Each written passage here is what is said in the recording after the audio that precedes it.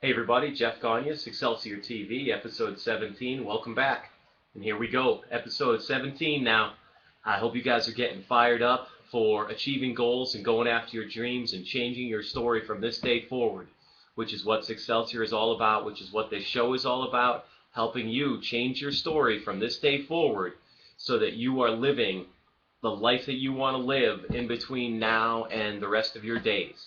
And I am not promising this is not a get rich quick. I've mentioned that to you a few times in several episodes. This is not get rich quick. This does not mean just because you're watching these episodes and you start a penny fund and you've done your dream day exercise and you've started planning and set some goals as if you're going to live forever. That doesn't mean that it's going to happen tomorrow. It doesn't mean it's going to happen next week, next month, next year, or even in 3 years. But as long as you are on that process, I guarantee it will happen. And one thing I just want to adjust, there is an enormous amount that you can do in between now and 3 years from now. It's the middle of 2013 as I record this episode. By the middle of 2016, you could be so much farther along if you start directing the course of your life. If you start writing your own story based on what you and your family want moving forward. 3 years, 3 years is an unbelievable amount of time to be able to turn your life around, make changes, and start living the life that you want based on the story that you've written for yourself. Yesterday we talked about the penny fund. Today we're really going to get into it. This is what Succelsior does. This is why I started this business. The first step of Succelsior is when you are rewriting your story. We talked about it yesterday. You need money. Money makes the world go round. I call it financial empowerment. It's not financial freedom. It's not financial independence, which basically mean the same thing, but those are the two most popular phrases that are out there. The two most popular terms that are used in the personal finance world. If everybody wants financial freedom, everybody wants financial independence. That's what we want. That's what we should be striving for. And the basic definition of those is that you are free from ever having to work for money, and you can cover your bills, you can cover your family, you can take care of your family, you can cover your bills, eat, have a roof over your head, and live without ever having to work again. Well, I will let you know that most people don't want that, which is why most people don't go after it. Because once you aren't working, most of us, once you aren't working, you become bored. The rest of the world is doing something. We don't know what to do when we have nothing to do. We become bored, and then we need to find ourselves something to do. So we don't need that. Most of us at the end of a 2-week vacation, we can't wait to get back into our lives just because we're bored from laying on a beach that much. And if you were one of those people right now that's listening to this episode and shaking your head at the TV going, oh, no way, I could lay on a beach forever, I bet you've never done it. I set up my life so that I could leave my cushy government job, good salary, well taken care of, played wiffle ball on days that I was getting paid for morale building exercises, and it was all great. Once I left that job, I took several months off, didn't do anything. I was bored out of my skull. I thought it was exactly what I wanted. I was bored. So anybody that thinks you don't want to do anything, you've never done nothing. You've never truly done nothing for long enough to realize that you can't possibly do that for the rest of your lives.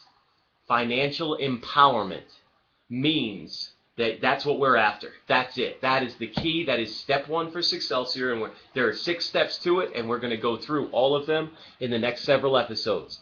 Financial empowerment, what does it mean? It means no matter how much money you have and how much money is coming into your life through your income, through wife's income, family, all of it, no matter what your current situation is, you are in control of it. You are empowered with your finances. You have financial empowerment.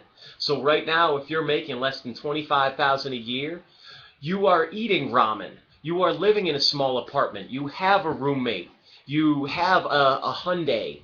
You drive a very gas-efficient car. You save. You don't go out to eat. If you do go out to eat, it's to PB and Jellies downtown and just get a sandwich and drink water. You take care of every nickel and dime and quarter and dollar. If you are making $100,000, it means you are not spending $112,000 a year, because that's not financial empowerment. Financial empowerment is not about how much money you have. It's about what you do with the money that you have. There's another step. We will get to making more income. Obviously, if you have less than 25,000, that's not ideal, and we want to build that up. But we will get there. The people that go, lottery winners, more than 85% of lottery winners, and I get these stats off the internet, more than 85% of lottery winners are broke within a couple of years after they're done because they don't know how to handle that kind of money when they get it.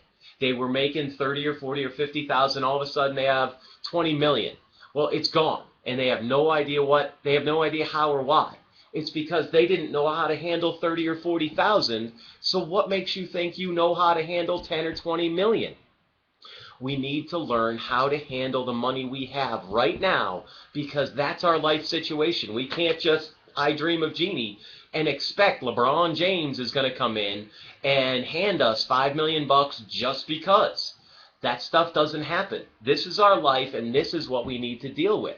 Write your story from today. We start with our story as it is today, and we write it going forward, plain and simple. So whatever money you're making right now, you need to start handling it better. That's what financial empowerment is about.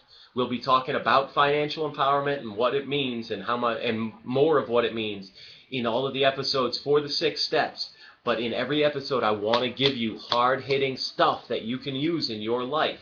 So today, step 1 for financial empowerment. Hopefully you already started your penny fund yesterday if you hadn't. Start that penny fund, get it going. You will be amazed at what happens with it. I promise you.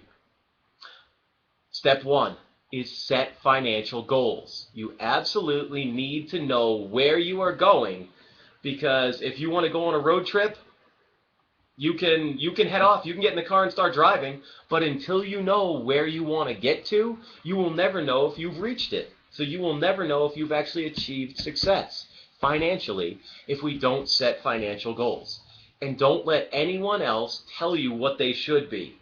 Retirement, paying off the house, college for kids, savings, those are all important things, but you set your own financial goals. This is about your life and your story. As of yet, I have never set a goal of paying off my mortgages.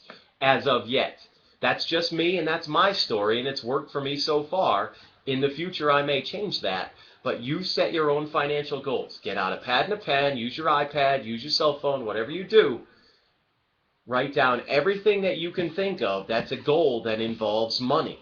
And this goes all the way from those basic bills, those I want to be able to pay the mortgage, have enough in my checking account that more than covers the monthly bills.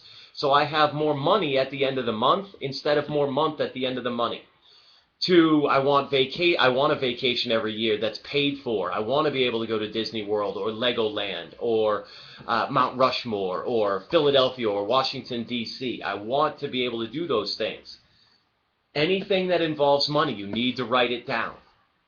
You have to set your financial goals. We need to know where we are headed before we can get in the car and start driving. Otherwise, we are wasting our time. And when we are wasting our time and we don't know what we're going after, we don't know those financial destinations, those goals, that's when we just allow our money to just flow out of our lives. We upgrade our TV just because. We buy a new car because. We move into a bigger house because. When we have solid set financial goals that we know those are the absolute things that we want to incorporate into our life, then we can fight away all those other things. No, I don't need to upgrade my TV. No, I don't need another new cell phone 12 months after I got the first one or 6 months after I got the first one. No, I don't need a shopping spree or new clothes or right now or anything like that. No, we don't need to eat out again this week. When you have financial goals, those become your guideposts. Those become your targets as to what you're going after, and those keep us on track. That's why there's step 1 of financial empowerment. Write out your goals. Email them to me at jeffgagne@gmail.com. I want to know about them, and I want to know where you're headed. That's just step 1 of financial empowerment. A lot more to come in future episodes. Keep watching. Your dreams are our mission, and we are going to get there. Have a great day.